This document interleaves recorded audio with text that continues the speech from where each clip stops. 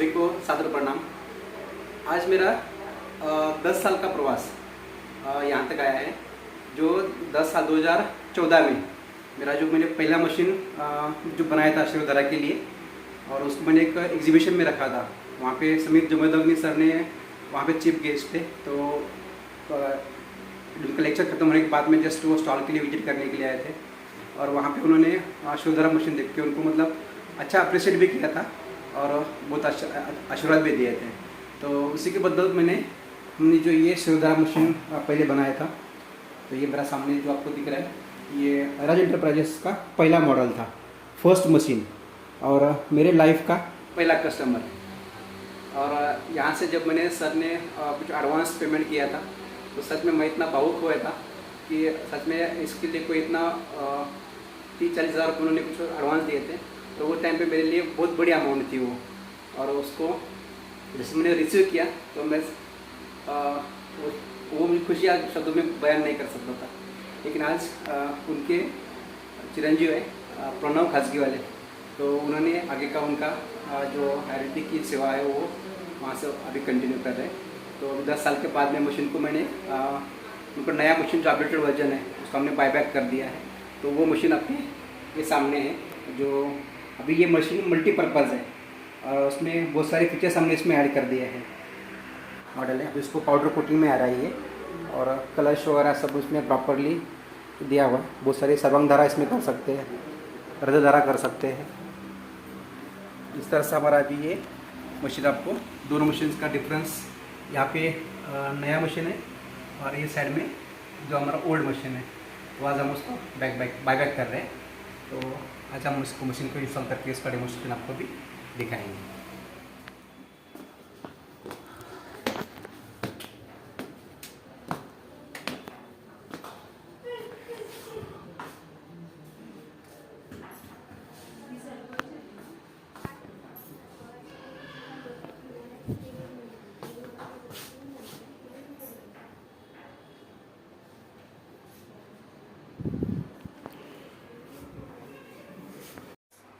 नमस्कार, सैराज एंटरप्राइजेस पुणे। 2014 में जो हमने पहला मशीन लॉन्च किया था, तो हमारा सैराज एंटरप्राइजेस का वो पहला मशीन था। और लकीली सर का धनंजय खालगे सर भी पहले कस्टमर थे। तो वो मशीन में और आज की मशीन में काफ़ी चेंजेस हुए हैं। तो जिसमें जितने भी प्रॉब्लम्स आते चले गए उसमें हम डेवलप करते चले गए। और स्टार्टिंग में मशीन सिर्फ शिरोधारा के लिए हमने डिज़ाइन किया था, लेकिन आज हमने मशीन जो है मल्टीपर्पज़ टास्किंग के लिए मशीन अभी उसको सुटेबल कर दिया। ये मशीन में हम एक सर्वांग धारा, एकांग धारा, जानबस्ती, कटी बस्ती, ये कुछ मशीन से हम कर सकते हैं। उसके हमने क्या दिया कि ऐसी अटैचमेंट गन दी हुई कि आपको गन यहाँ पे अटैच कर देना है। यहाँ से ये आपको एक क्लैश कपलिंग है। यहाँ पे फर्स्ट आपको ये स्लीव ऊपर पीछे खींचना है, अडाप्टर अंदर पुश करना है और पुश करके रखना है और स्लीव को आगे खींचना है, तो ये लॉक हो जाएगा। जब निकलना होगा आपको तो स्लीव को जैसे पीछे कर देंगे तो निकल जाएगा। मतलब अटैच करने के लिए और डिसमेंटल करने के लिए बिल्कुल आसान है। जैसे हम गैस का रेगुलेटर चेंज करते हैं, गैस सिलेंडर चेंज करते हैं। अभी हम जो मान लीजिए अभी मेरे को जो लोकल बस्ती करनी होगी या सर्वांग धारा करनी है, तो मेरा फ्लो अभी यहाँ से शिरोधारा की तरफ नॉर्मली हम यूज़ करते हैं। तो मुझे अभी ये गन यूज़ करनी होगी, तो ये यहाँ से मैं वाल पूरा तरह बंद कर दूंगा। बंद करने के बाद में क्या होगा, उसका फ्लो का डाइवर्शन इधर हो जाएगा। तो अब ये गन से आप जैसे अभी मशीन नीचे से मैं माइनर मोड में चालू कर दूंगा, तो उसमें टेम्परेचर मेंटेन रहेगा जो आपने सेट करना है, और उसका लेवल भी सर्टेन लेवल पे मेंटेन रहेगा।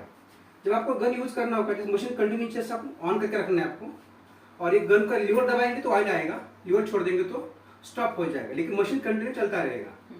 तो आप ये ऑयल फिलअप करने के लिए, सर्वांग धारा करने के लिए, एकम धारा करने के लिए आप ये प्रोसेस कर सकते हैं।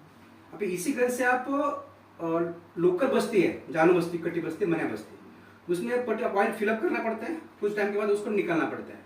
तो वहाँ पे मतलब ये ऑयल डालना निकलने के लिए मैनुअली करना पड़ता है उसमें, और टेम्परेचर आपको गैस पे मेंटेन करके, कभी गर्म रहता है कभी ठंडा रहता है, तो ये प्रॉब्लम उसमें था। तो आपको टेम्परेचर के बारे में चिंता करने की जरूरत नहीं है। आपको जो आपने टेम्परेचर सेट कर दिया रहेगा वो टेम्परेचर मेंटेन रहेगा। अब इसमें आपको ऑयल फिलअप करने के लिए क्लच के ऊपर देखो 2 बटन दिए वहाँ पे मोटर साइड में, तो इसमें नीचे दिया फॉरवर्ड। आपको शिरोधारा के लिए या नॉर्मल कोई प्रोसेस के लिए आपको हमेशा मशीन फॉरवर्ड में रहनी चाहिए।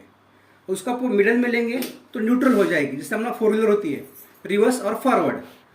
न्यूट्रल करेंगे तो आगे भी जाएगी नहीं, पीछे भी जाएगी नहीं। तो वैसा सेम इसमें, तो आपको जो मिडल में स्विच रहेगा तो डिस्प्ले सब दिखेगा, लेकिन मोटर घूमेगी नहीं। ऑयल सर्कुलेशन होगा नहीं। तो आपको मालूम ये होना चाहिए कि अपना ये स्विच न्यूट्रल हो गया है। तो हम जब उसको रिवर्स ऊपर दबाते हैं तो मोटर उल्टा घूमेगा। अभी ये गन से मैंने ऑयल जो फिलअप कर दिया था, अभी मशीन उल्टा में तो ऑयल सब करेगा। तो आपको जो पात्र रहेगा उसमें ऑयल खाली वो ये नोजल डिप करना पड़ेगा, और डिप इतना ही करना है इसके अंदर को आपको आटा वाला कुछ नहीं जाना चाहिए।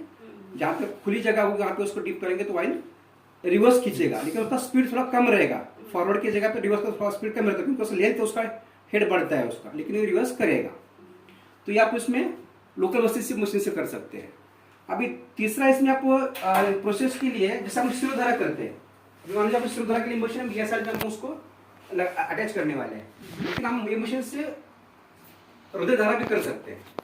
उसके लिए हमको क्या करना पड़ेगा, ये मशीन जो है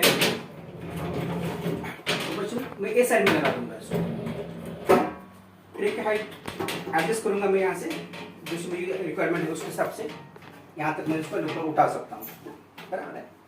अभी आपको ये क्लच में 360 डिग्री में गोल घुमा सकता हूँ, साइड कर सकता हूँ मुझे, तो मुझे यहाँ पे पेशेंट सुलाने के लिए मुझे डिस्टर्बेंस नहीं आएगा। अभी आपका जो पेशेंट की बॉडी यहाँ पे आने वाली है, और हृदय का जो साइड में करने होगा वो साइड से मशीन शिफ्ट करना पड़ेगा। मशीन की जो बॉडी यहाँ पे आ जाएगी, तो नीचे आप कुछ भी कुशनिंग कवर डाल के यहाँ पे गिरने वाला है, तो आपको ट्रे में खाली फ्लो करना है आपको इसमें। तो ट्रे का हाइट थोड़ा सा यहाँ पे भी लगा दिया तो भी चलेगा, थोड़ा डाउन साइड में। तो यहाँ से गिरने वाला है इसमें आना चाहिए। अब क्लच की हाइट में थोड़ा सा इसमें एडजस्ट करके क्लच हाइट थोड़ा सा और बढ़ा सकता हूँ, बराबर उसके हृदय के ऊपर रखूंगा उसको। तो यहाँ से मुझे तो कंटिन्यू धारा गिरती रहेगी, तो वो हमारा हृदय धारा के लिए भी काम आ सकता है। तो ये पाइप पेंडुलम पाइप जो मूवमेंट आप उसको मूवमेंट भी कर सकते हो, तो मैक्सिमम एरिया उसमें कवर कर सकता है। सेम सिरोधारा में जो प्रोसेस है सेम उसमें हृदय धारा के लिए कर सकते हैं, लेकिन मशीन धारा आपको मैनुअल करने की जरूरत नहीं, आप मशीन से ऑटोमेटिकली कर सकते हैं। अभी इस मशीन के अंदर आप स्टीम भी जनरेट कर सकते हैं। स्टीम जो आपको लोकल के लिए स्टीम लगता है, तो उसके लिए उसका स्टीम किया या नोजल यहाँ पे दिया हुआ है, उसके अंदर हम 3-5 लीटर का कुकर दिया हुआ है। कुकर के अंदर आपको जो भी मेडिकेटल स्टीम चाहिए होगी, तो आप उसमें बरड पत्र या चूर्ण खुला न डालते हुए पोटली में बंद करके अंदर डालेंगे, जो बोले का चांसेस नहीं रहेगा। तो आपको ऐसे पोटली बना के अंदर छोड़ देना है, और जो 2 मिनट के अंदर आपको स्टीम आना शुरू हो जाएगा। उसकी कैपेसिटी 5 लीटर की है, तो उसमें आपको मैक्सिमम 3 से 4 लीटर के ऊपर पानी रखना पड़ेगा। तो उसको मिनिमम लेवल 2 लीटर का उसको मिनिमम उसको लगेगा लेवल मेंटेन होने के लिए। उसके ऊपर 2 लीटर 3 लीटर आप उसमें एक्स्ट्रा डाल सकते हैं। तो कम से कम 1 लीटर पानी में आपको 2 पेशेंट आराम से कर सकते हैं, लेकिन आप 15-20 मिनट का प्रोसेस उसमें कर सकते हैं। लेकिन हम सजेस्ट ये करते हैं कि हर पेशेंट के पोषण होने के बाद में उसमें पानी थोड़ा सा ऐड किया करो उसमें, या गलती से भी मतलब उसमें पानी कम होने की वजह से हीटर बर्स्ट नहीं होना चाहिए, शॉर्ट नहीं होना चाहिए। इसको इतना प्रिपरेशन लेंगे तो आप ये स्टीम लोकल ऑक्सीजन के लिए भी यूज कर सकते हैं और सर्वांग ऑक्सीजन के लिए भी यूज कर सकते हैं। तो आप एक ही यूनिट के अंदर आप सिरोधारा भी कर सकते हैं, लोकल बस्ती कर सकते हैं, सर्वांग धारा कर सकते हैं, स्टीम जनरेट के उसको स्टीम को मतलब सर्वांग ऑक्सीजन भी कर सकते हैं, उसमें लिए लोकल ऑक्सीजन कर सकते हैं।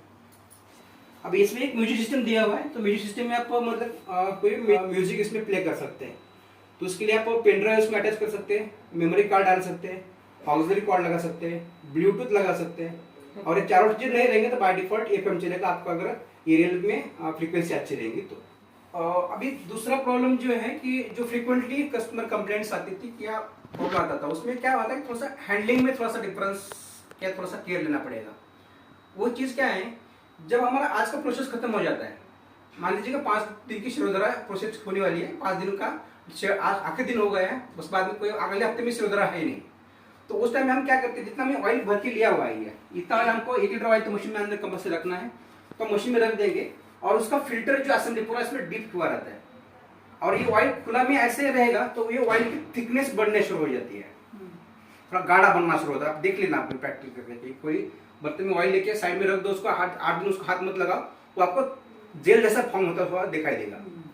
तो ये फॉर्मेशन से क्या होता है कि जब अगर मान लीजिए कि 1 हफ्ता हमने प्रोसेस कंप्लीट होकर चली मशीन, नेक्स्ट हफ्ते कोई पेशेंट नहीं था इसलिए हमने मशीन को आइडल बंद रख दिया, और अगले हफ्ते में पेशेंट है, तो वो टाइम पे क्या हो जाएगा, हमारा ऑयल जैसे नेचुरल का जो गुणधर्म है कि उसको ऑयल थिक बनता है, तो उसकी वजह से वो फिल्टर के ऊपर एक लेयर बन जाएगा, और जो फिल्टर में ऑयल सक होना चाहिए था वो होगा नहीं, तो उस टाइम में मशीन ड्राई चलेगी, तो आपको ऑयल सक्शन के लिए दिक्कत करेगी वो।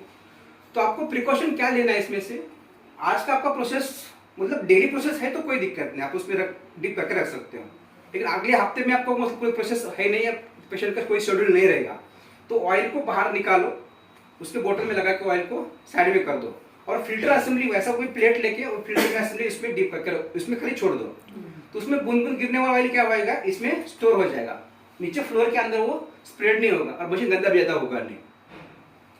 अब लगता है कि क्लीन करने की इसमें ये बर्तन निकाल दिया, प्लेट आपको क्लीन करना है और फिल्टर को निकाल के उसको क्लीन करके ड्राई करके रख देना है। तो अगले हफ्ते में 2 हफ्ते के बाद भी मशीन में अगर प्रोसेस लेनी होगी तो तुरंत फिल्टर लगा देना है, ऑयल डालना है, मशीन चालू कर दी।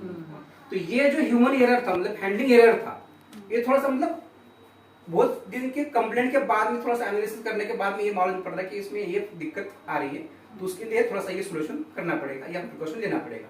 तो ऑयल ड्राई रन होने का, ऑयल मशीन नहीं खींचने का ये प्रॉब्लम इसमें से सॉल्व हो जाएगा। और फिल्टर अब जितना आपका मतलब प्रोसेस के ऑयल से बाहर रहेगा, क्लीन रहेगा, उतना फिल्टर का लाइफ अच्छा मिलेगा। अगर आप फिल्टर को बार बार क्लीन नहीं करते तो मशीन मैक्सिमम फिल्टर 3 महीने चलेगा, लेकिन आप प्रोसेस के बाद मशीन फिल्टर निकाल के क्लीन करके ड्राई करते हो उसको कम से कम साल भर चलेगा। तो अपने ऊपर डिपेंड है कि उसको लाइफ हमको कितना लेना है, ये उसको प्रिकॉशन हो लेना है। ठीक है, ट्रे का ऑयल प्रॉपर नीचे नहीं जा रहा है, ऑयल में स्टक हो रहा है, तो आपको यहाँ से ट्रे को हाइट यहाँ से थोड़ा सा बढ़ा देना है, थोड़ा ऊपर उठाना है हाइट ट्रे। जैसे आप ट्रे को ऊपर लेंगे तो आपको वहाँ पर डिस्टेंस बन जाता है। बनने के बाद में ये जो पाइप है यहाँ से आप हाथ से खींच के उसको बाहर, यहाँ से निकल गया है पाइप, और अंदर पे अभी था, इसको हम उसको उठा के निकाल सकते हैं वहाँ।